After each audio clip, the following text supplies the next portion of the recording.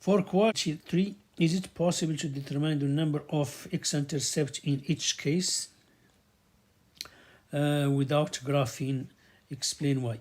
Yes, we can do that, because if we look here, our A, so let me take another color. So my A is -3, so my graph is looking downward. My P is 5, so there is a horizontal shift to the right side 5 units. So if this was the original one, so the next one will go to 5 there.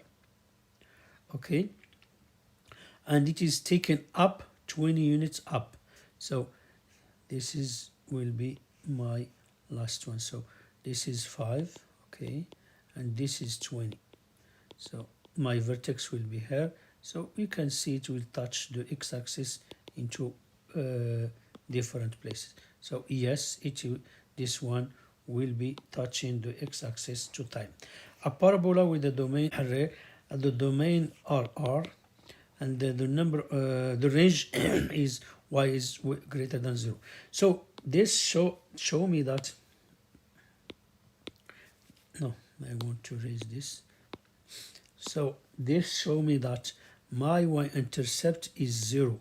So I don't care is it going up or going down, okay, but it touched the x-axis is in just 1 point, because my range is starting, oh my god, because my range is starting from 0 upward or downward.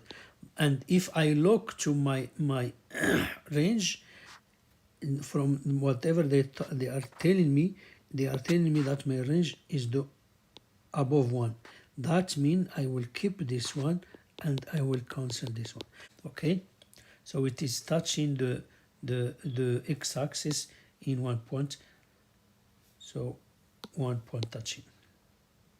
For the number C, y is 9. This is same as 3x squared plus 9. So there is no horizontal shift, but there is a vertical shift of my graph. So my graph is same as x squared, but just go up 9. So the vertex is 0, 0, 9. So this graph will never touch the x-axis because it is upward, okay, and the vertex, the minimum point is 0, 9. So this will never touch the x-axis.